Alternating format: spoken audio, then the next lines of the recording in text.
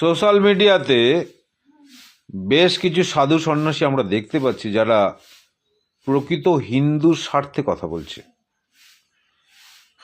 Total social মিডিয়াতে দুরকম সাধু সন্তদের দেখতে পাচ্ছি। এক হচ্ছে বিজেপির পক্ষে সাজানো সাধু সন্ত এবং প্রকৃত হিন্দুদের স্বার্থে কথা বলা সাধু সন্ত।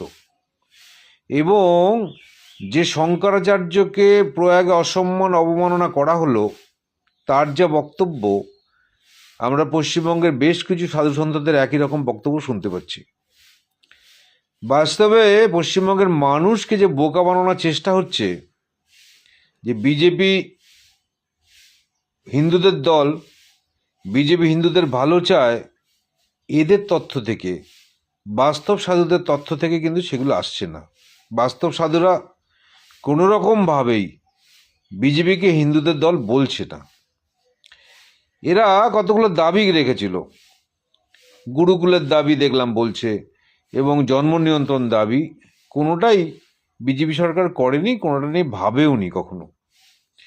এবং আরও কিছু কিছু দাবি যেটা ওরা করছে, যে প্রকৃত অর্থে গোমাতা হত্যা বন্ধ করা। গোমাতা হত্যা বন্ধ করার পক্ষেও বিজেপি সরকারের কোনো হেলদোল নেই। এরা গোমাতা হত্যা প্রচুর বাড়িয়ে দিয়েছে। আজকে বিজেপির রাজত্বে ভারতবর্ষ পৃথিবীর মধ্যে দ্বিতীয় 2025 সালে ছিল। এখন যা তথ্য পাচ্ছি 26 সালে পৃথিবীর মধ্যে ভারতবর্ষ প্রথম হবে গোমাংস রপ্তানিতে।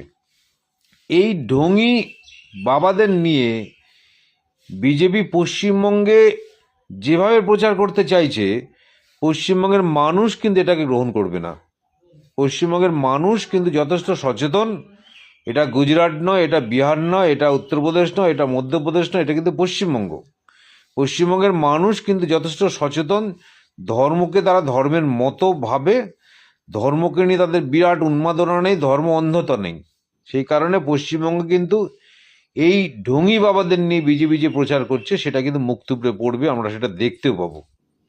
কেন কি প্রকৃত যারা সাধু, তারাও কিন্তু সোচ্চার হয়েছে, তাদেরকে আমরা সোশ্যাল মিডিয়াতে পাচ্ছি।